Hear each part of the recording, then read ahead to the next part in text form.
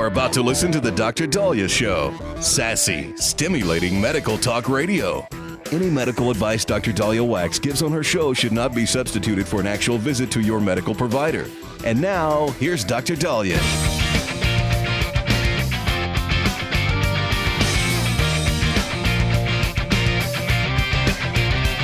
Welcome back, everybody. 1-877-Dr. Dahlia, 1-877-DOC-DALI. Well, Joe Biden is back in the news. And the reason why is he is suing the U.S. Justice Department to block release of recordings that he gave his ghostwriter for his book that could suggest that he released classified material or had major memory issues. So former President Joe Biden is suing the federal government now, the DOJ, to block the release of these interviews. He described it as private information, but, it's important to hear what he said and possibly release, especially if he had clearance and he possibly could have released classified information. Special counsel Robert Hur obtained the recordings and transcripts while investigating his handling of classified documents. He had found that Biden improperly retained records, but he didn't recommend charges. The reason why is because he thought, based on his memory and cognitive state, that it wouldn't be appropriate, which then raised questions about Biden's fitness for office. If he couldn't be prosecuted because of cognitive issues, memory issues, then how is he fit for office? Now, the latest legal action, I guess, has to do with private conversations with biographer Mark Zwanitzer. This was in 2016 and 2017.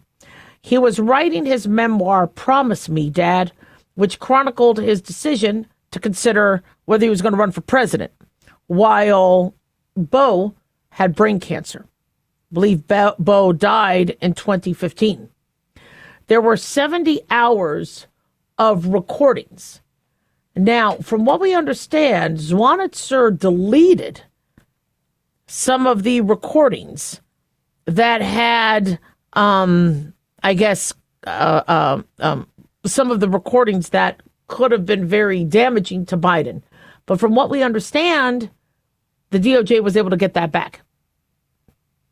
The probe determined, looking at 70 hours of recordings, that Biden read classified material out loud to Zwanitzer. Why would that happen if he's detailing a memoir on why he wanted to run? And I understand Biden had access to classified material as he was a senator. I mean, he served for 37 years, or 36 years prior. So I'm not exactly sure what classified information he read out loud to Zwanitzer allegedly. But Special Counsel Robert Hur thought that Biden's declining memory would make it difficult to prove that he had acted willfully. And again, once he had said that, we're like, well, then is he willfully acting as commander-in-chief? So this was back in February 2024. Biden was 81 years old, and he found him to be, quote, an elderly man with poor memory. Well, that caused a lot of speculation as, fitness to serve. And so, it was one of those things where, he might have gotten out of prosecution, but that's what probably really prevented him from moving forward and trying to run again. Hallelujah, praise the Lord. So the recordings capture Biden telling Zwanitzer on tape, according to Daily Mail, I just found all the classified stuff downstairs. Well, you first don't call it classified stuff. What's it doing downstairs? And especially when it didn't sound like he was at the White House at the time. So according to her report, the former vice president read journal entries containing classified intelligence nearly verbatim on at least 3 occasions. So court filings have revealed that Zwanitzer, the ghostwriter, deleted some of the audio after learning of Hur's appointment as special counsel in 2023, but investigators were able to recover the material. Now, people will say, gosh, Dr. Dahlia, come on. Let Biden have his privacy. Now, let him, he's not in office anymore. What does it matter? Well, what matters is we were right. and no one listened. We knew when he was running for office in 2020, he couldn't do it. We knew he was having issues. And when people said, look, just because he has gaffes, it doesn't mean he can't be an effective commander-in-chief. Well, what makes an effective commander-in-chief? Somebody that can maintain his memory, somebody that can make good decisions, and somebody that doesn't reveal classified information to a random journalist or book author. And then you wonder if his decision to ramble off or actually read verbatim and feed somebody classified information happened, and the special prosecutor saw that, who else did he give this to? Spies? You know, Biden, I really want to interview you about, your path and, how you've been able to manage such great negotiations with all these other countries that have been deemed competitors of ours. Talk to me about it. Oh, you know what? Thank you for all of that. My boss has a hold. It might not publish yet, but thank you. I mean, if he was that gullible, that's pretty vulnerable. And then I think we do need to investigate what did get out there. Who knows what? I mean, he met with a lot of foreign leaders. And if I was a foreign leader and I wanted to get the goods and say, you know what? He and I are going to have a private conversation. The security team has already cleared us. Let's sit and have some tea. What did they get out of him? People say, well, gosh, he didn't remember anything, so he probably just stood there and stuttered. I don't know. In these recordings, it doesn't sound like he stuttered. It looks like he read something very clearly. And so, look, I don't want Biden to go through his cancer, journey and, be humiliated and all that. I don't want that. I want him to have dignity. But we have got to make sure that we know what possibly got out there and ensure that we never elect somebody or keep somebody in office that had such vulnerabilities. 1-877 Dr. Ali, don't go away.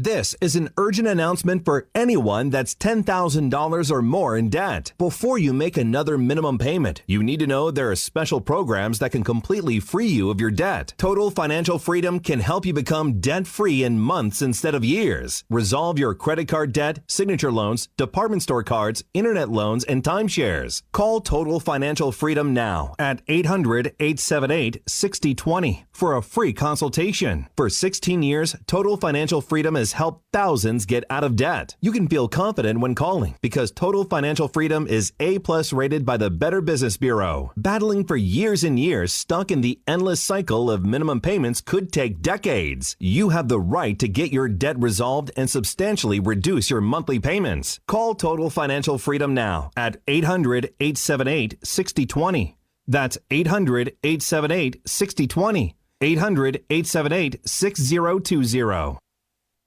Let's face it, guys, we're living in times where the truth is becoming more suppressed and censorship is increasing at an alarming rate, especially on social media platforms.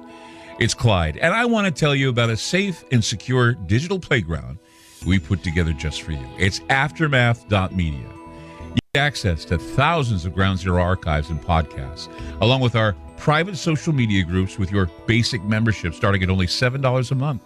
Each subscription includes tech support, access to the RSS feeds, along with our own chat room and Telegram channel. In addition, the premium membership includes research study groups, webinars, a document and movie library, a live video stream of Ground Zero, a monthly Zoom chat with me, and other bonus content. Be sure to check out our yearly specials as well. Sign up today while you're thinking about it. Sign up at aftermath.media. Again, that's aftermath.media.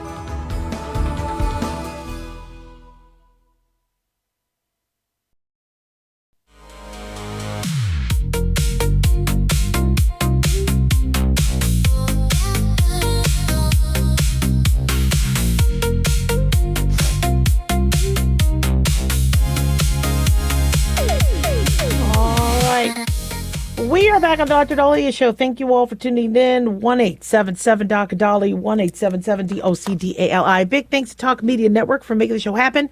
Big thanks to Daniel, our producer, and big thanks to you all for tuning in. We really do appreciate it. Don't forget to follow us on Twitter or X at Dr. Dahlia, Facebook, The Dr. Dahlia Show, and on YouTube, click like and subscribe. So one thing that a lot of families don't talk about is inheritance and what they're going to do with the money that they may inherit. And the one thing we do pick up on, especially as a physician, is people blow the inheritance money on the wrong things, and they don't have the financial literacy ahead of time, and then they go, oh, I made that mistake. I have talked to so many people who said, I should have used the inheritance money for X, Y, and Z, and I didn't. And so what ends up happening with, and now I've never personally gotten an inheritance. We've never had family who had wills or so I have never personally, but from what I've seen, right, is when you do inherit something, it can be in a lump sum, or depending on however that individual put it in their will, it could be given to you in stages where there's somebody managing the assets and managing the escrow, we'll just call them assets for now, and the estate. And so what ends up happening is you're thinking it's 2026. And I am going to be getting $50,000, or I'm going to be getting $200,000. And you're thinking of what I need to do in 2026, when you should be thinking a little bit of, okay, what am I going to be needing in 2029 or 2035? And so people might think that they're putting the money in the right place, and then they're like, okay, maybe I should have thought this through. Should I have really paid off my car? Should I have really done, and they question it when they were hoping that the money would be there later. One of the reasons why inheritances exist, and the reason why some families have been able to be whole, is when they stop earning. When you're younger and hopefully healthier, you could earn. Assuming we don't have this AI apocalypse messing up people's jobs. But when you're older and you can't earn, that's kind of when you need to rely on the previous inheritance. And unfortunately, if you get the inheritance too soon when you're an earner, you might not manage it well. Another mistake people make with the inheritance is they feel guilty. And they will use the money for guilt-free purchases. Okay, well, I need to donate to the church and the temple, and so I'll do that. I'll buy this for somebody else because they feel guilty. And they don't want to connect the death of a loved one to their car, to their house. I get that. I mean, it's now you're driving a vehicle and you're like, all right, thank you, Dad. And my father's been gone but we had no money. In fact, I had to pay bills after he died, but neither here nor there. But, and so you're like, okay, now I'm kind of feeling a little guilty. And so, some people I can't look at it. If it's on my bank account, every time I see that, I'm going to, be grieving, and I'm going to be, and so one thing that I suggest you do then is do a separate account. Right? You could call it the mommy account or the daddy account or the auntie or the grandpa account. And before you do impulse buys or buy the wrong thing, put the money in an account. Sleep on it. A lot of people say, a lot of advisors say, counselors, doctors say, give it 6 months. If you can. I mean, as long as you're still able to eat and pay your bills. Because the grief of somebody dying and now you getting any estate money can cause you to make the wrong decisions.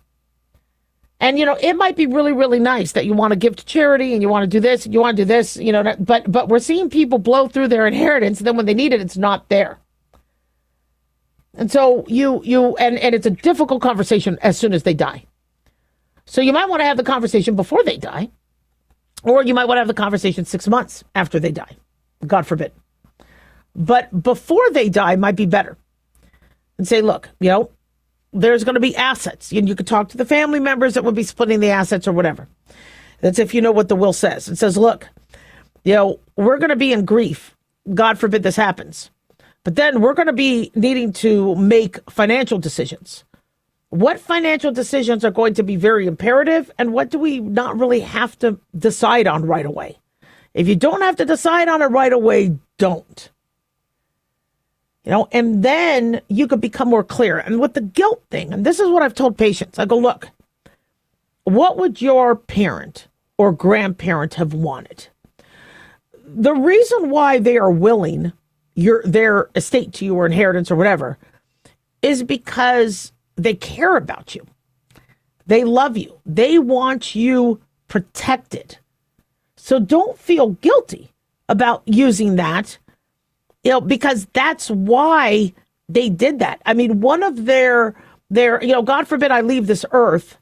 Now, I don't have a lot to give the kids, but I'll be happy in heaven knowing that even upon my passing, I could still somehow help them. So if that inheritance helps you with your house mortgage or your rent, or that helps you with, don't feel the guilt. Get that out of your head. And like I said, don't spend it day one. I mean, bury them. Let them bury. And do the funeral, and then think about it. Okay, you don't have to spend it while they're still at the embalmer. And also get some advice. You might not know. It's amazing how much people think they know, and then they talk to someone and go, "Oh, I didn't think about that." So if you do have an accountant or a financial advisor, and they said, look, what is your backup if your job is replaced by AI? You might be needing a knee replacement, hip replacement. You have a $10,000 deductible on your insurance. When are you planning on doing those? Well, I was going to plan on probably getting the surgery in the next year or two. Do you have money for your deductible? Do you have, something put aside if you have to take off work and you run out of PTO? And so they help you manage and think about what's there to think about. Now, a big mistake a lot of people do is they live for the future and they never live for today. And that was my mistake. I mean, I woke up and I was already 30, and then I was already 40. That's all I'm going to say from there. And you're like, wait a second, because I just kept working and working because this is what I want to do when I'm, and then all of a sudden I'm realizing, wait a second, I never got to do any of this stuff. And so, if you and the family members are like, look, we want to, do something with it. We don't want to, our family member died of cancer. What if we get the same cancer? One thing you can do is do a family trip where you're honoring that loved one. You go on vacation, you do that together, but you honor the loved one and you make it about them. You could call it the grandma trip or the grandpa trip. That could be a very special moment where you're enjoying some of that money, but you're also, honoring them at the same time. Understand that there's going to be tax issues.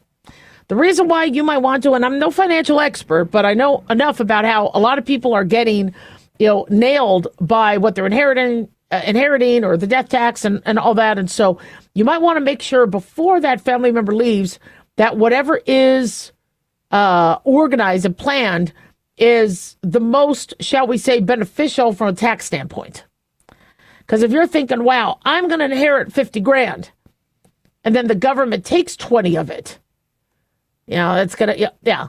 And always do your own financial planning without thinking, well, there's going to be inheritance. Because I've talked to patients about that. They're like, yeah, you know what, I'm going to quit my job. And I go, what are you going to live on? You know what? I have a family member that's about to die. So I can make it until that happens. Oh, all right. Okay. I don't think that's a big solid plan. Sounds a little shaky. Maybe don't quit your job yet. It's a hard conversation to have, but talk to your family members and get an idea and say, look, I want us to all help each other. I also don't want us to fight. Another thing that happens is the fighting. Why did you get more? You cheated us out of this. You rewrote the will. You make sure you don't have that infighting, because I have seen families fall apart over something so stupid as a knick-knack going to somebody else. 1-877 Doc Dolly, don't go away.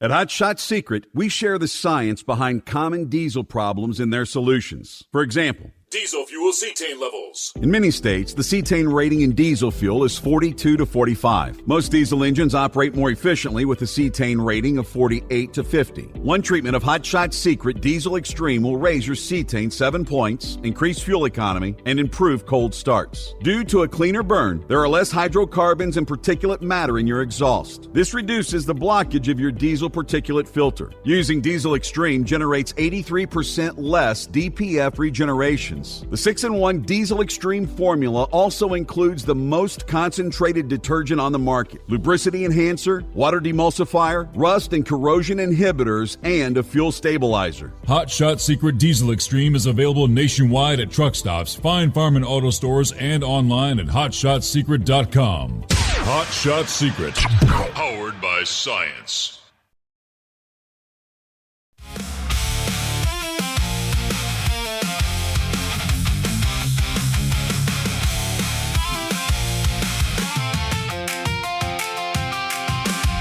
And we're back on the Dr. Dahlia Show. Thank you all for tuning in. 1-877 Doc Dolly, 1-877 DOCDALI. So Mayor Zoran Mamdani has released a plan, comprehensive plan, to address the city's current housing crisis.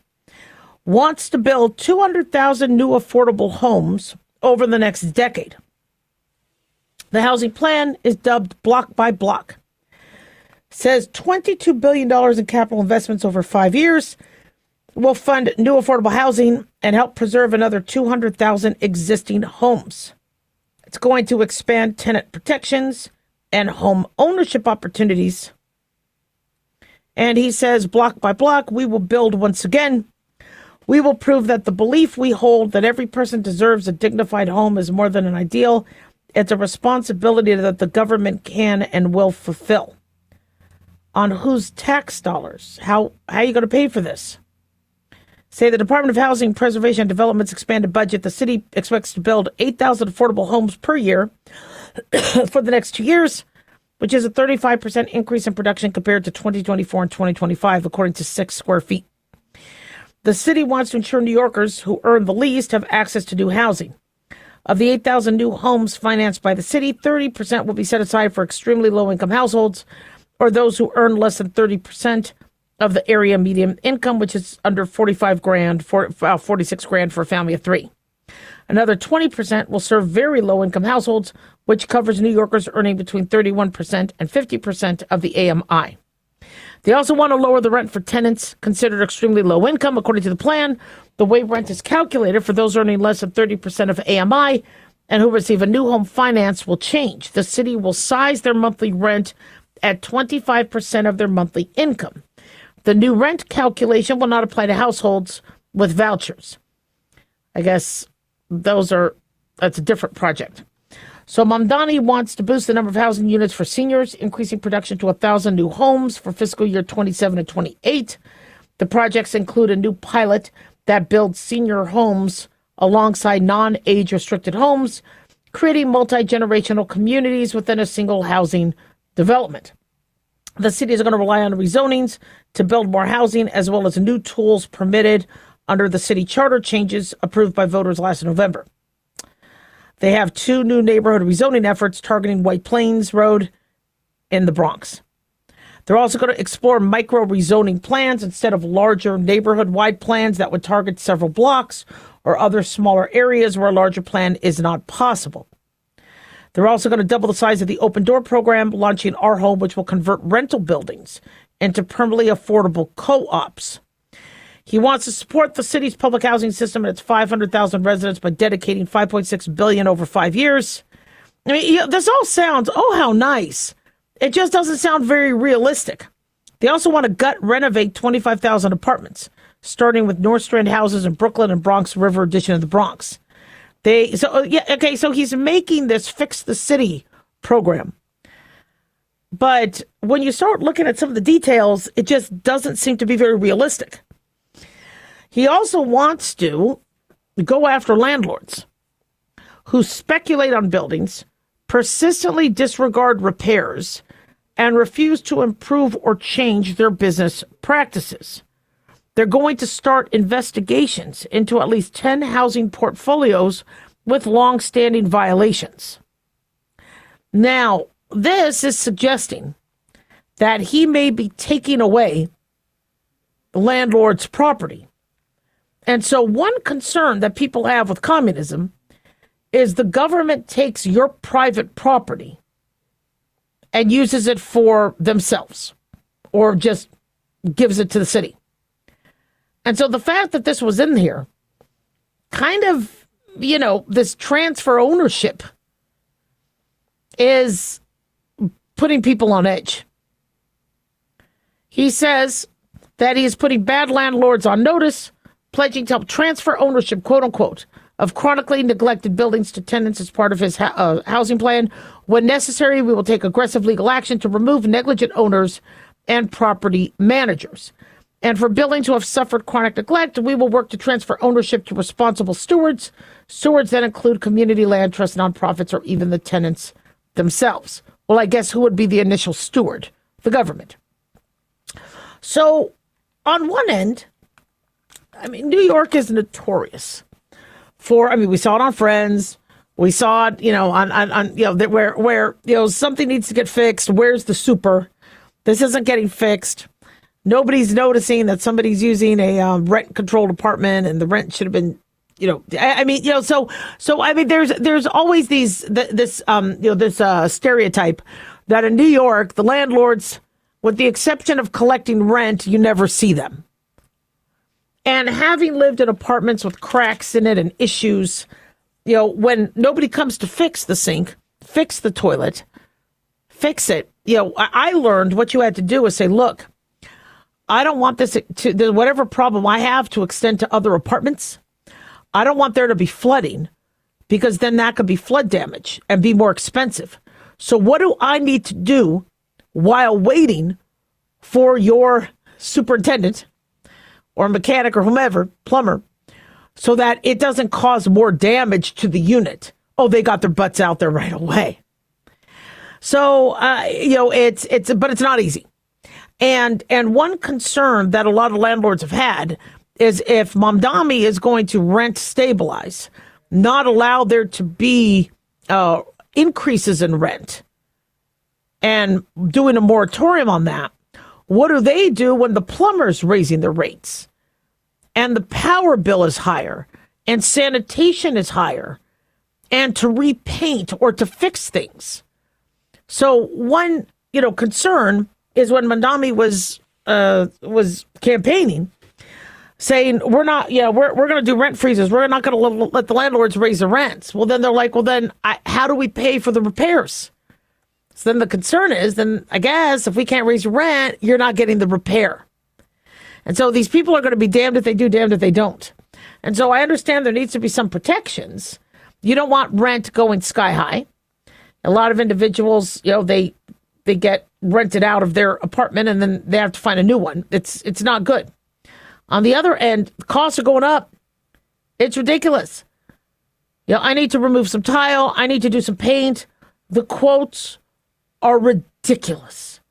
Absolutely ridiculous. And I'm like, really? Maybe I should just go and paint myself.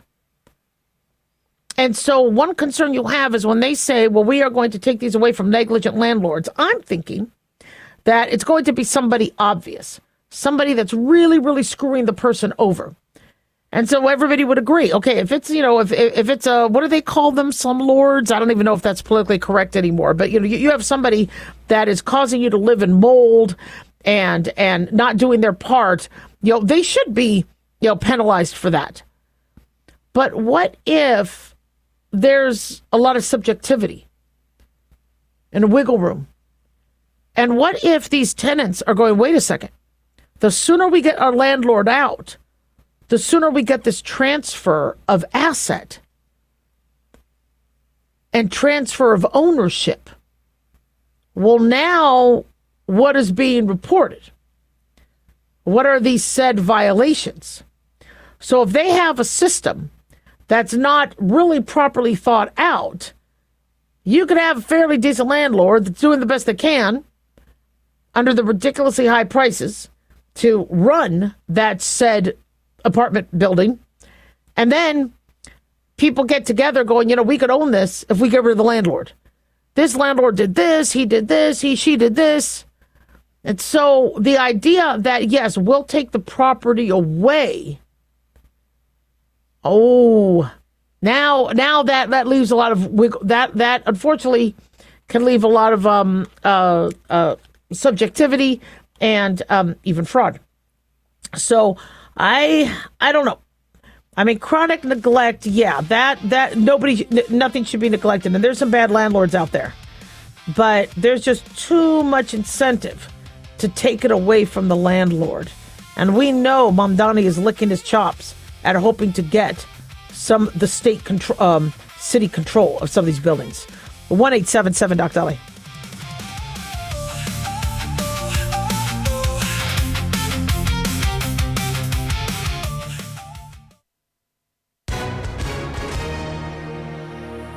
Hi, everyone. If you've been injured in an accident and think you deserve compensation, listen up.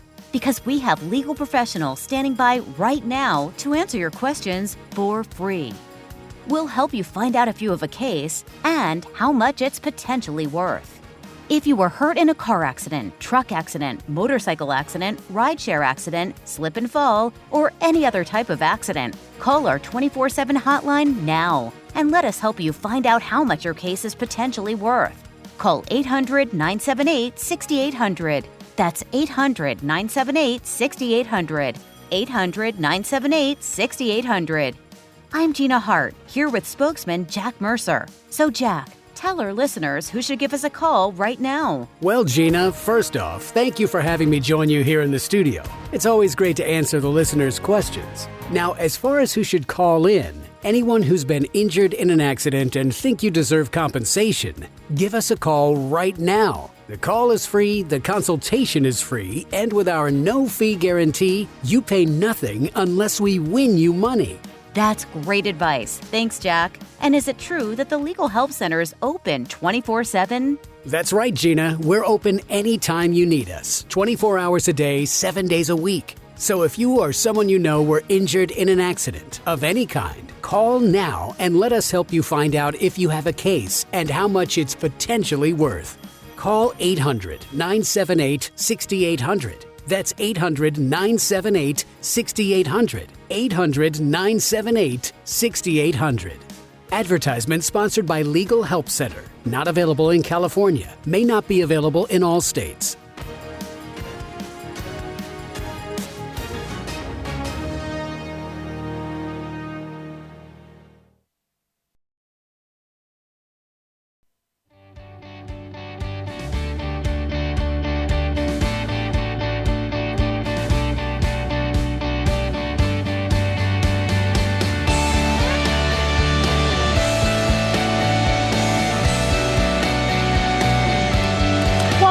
Dr. Dahlia Show, 1-877 Dolly, 1-877-DOC-DALI. So when I go to a restaurant, the waiter comes or the server comes and says, would you like some water? I'm like, oh, absolutely. Thank you. I'm very thirsty.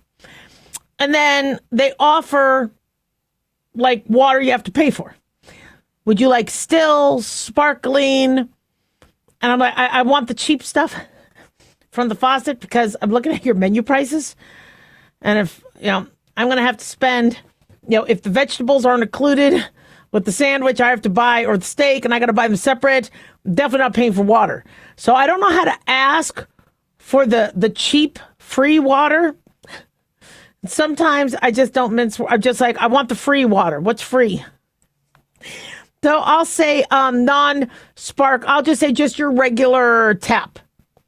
And you see them a little disappointed, and you can see them in their head going, okay, cheapos.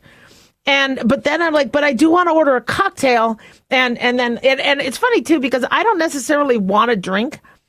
But I notice I put the waiter in a good mood when you order a cocktail. See, I wait at tables. And so when your tip is based on the price point of your tab, if somebody's like, no, I just want water and we're going to just have a salad or a cup of soup and that's it, you're not making hardly anything on that. But if they're going to start with cocktails, okay, that's good, because then they're going to get maybe more hungry and then maybe they'll get an appetizer and things like that. But when it comes to water, I just want my free water. Well, so did this Italian tourist. She just wanted the basic tap water in Italy, which I believe the Romans started with their plumbing technology. And she got charged for water, just the basic tap. So she sued, saying it's my right to get tap water. The restaurants are like, no, it's not. If we're serving you water, you should pay. Coming into a hot summer, you guys might want to listen to the verdict. According to the Telegraph, there's a legal case of a tourist who paid 5,700 euros at a five-star hotel who requested tap water, claimed it was a right. The court rejected. The High Court, Italy's High Court, ruled that restaurants and hotels are not required to serve tap water. There is no demand by the government. It is up to each venue if they want to give you a free glass of water. Some venues might not. Others may sell only bottled water. Sometimes there's mineral water and all that, but they have absolutely no obligation. So this is a case that started back in 2019 when a tourist asked for tap water during a five-star hotel in the Dolomites. Her request was refused. Waiter told her she would have to buy a bottle of mineral water that was 6 pounds or 7 euros, which is roughly, I forget the conversion now, it's about probably $5-6 for some tap water or for that bottle. And the woman objected. She said, look, I am spending 5,700 euros for my half board stay at this hotel Sassunger in the ski resort of Corvara in Badia during the Christmas holidays, which, by the way, might actually be a good rate if it really was during the Christmas holidays. So she took the case to court, arguing tap water should be regarded as a universal human right.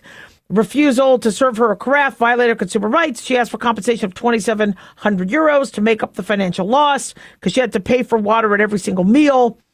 And the Supreme Court said no. The hotel was not obliged. Now, why is this important?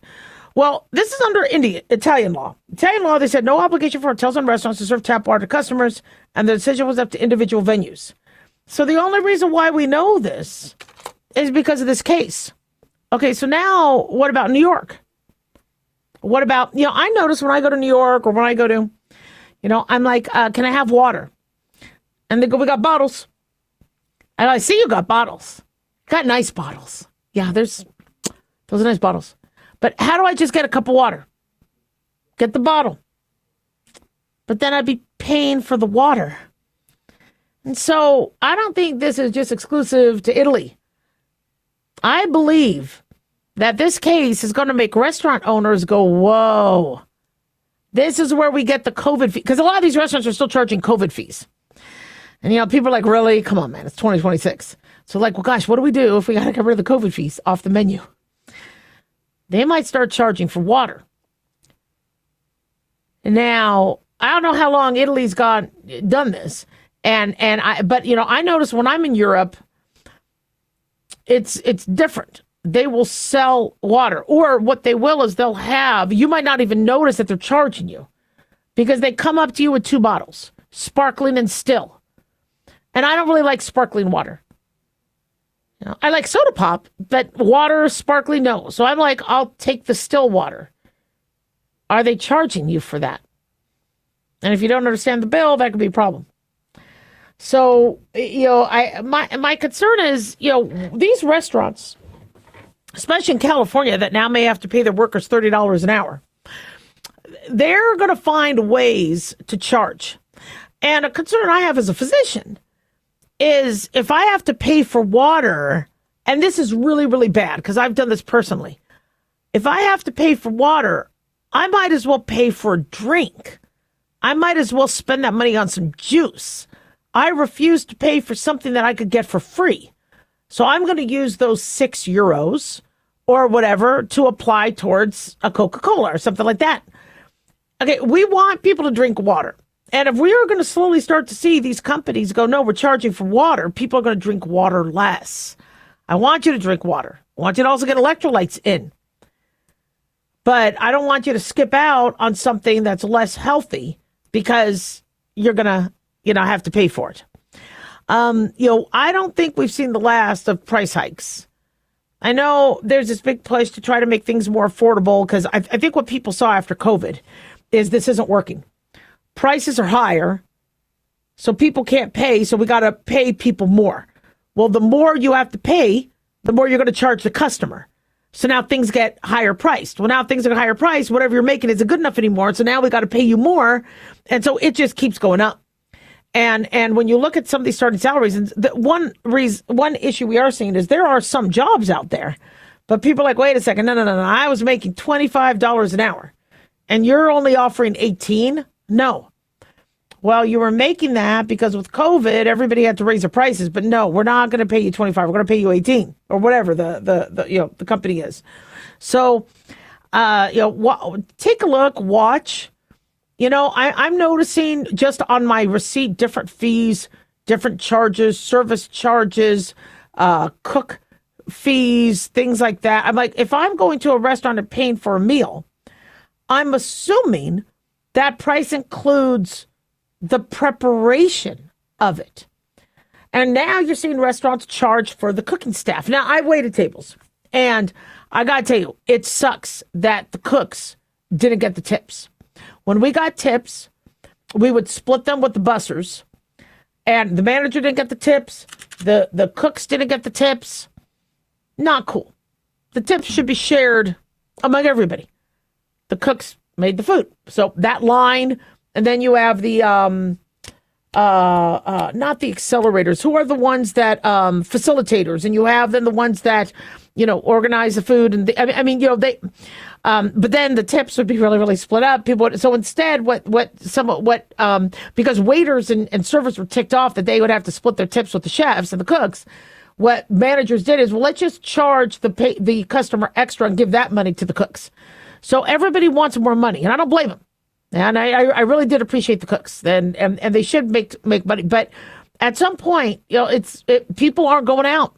They're like, I am not going to be spending $21 for a salad or $18.95 for a sandwich. I'm done. And now that they're going to also charge for water, just keep an eye on this. Watch. I bet we're going to see more American companies stop giving tap water. 1-877-Doc-Dolly. Don't go away.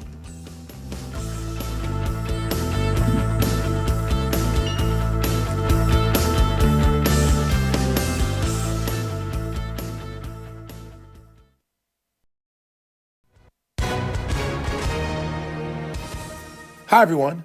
Super Bowl champ Vernon Davis here from Legal Help Center. If you've been injured in an accident and think you deserve compensation, listen up, because we have legal professionals standing by right now to answer your questions for free.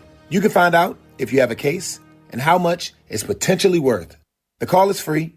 The consultation is free. And you can speak with a live agent right now. So if you or someone you know were injured in an accident of any kind, call now to find out if you have a case and how much you could potentially get. Thanks, Vernon. You heard it, folks. If you've been injured, call and find out how much you qualify for. Call 800-679-0800. That's 800-679-0800. 800-679-0800. Advertisement sponsored by Legal Help Center. May not be available in all states. Not available in California.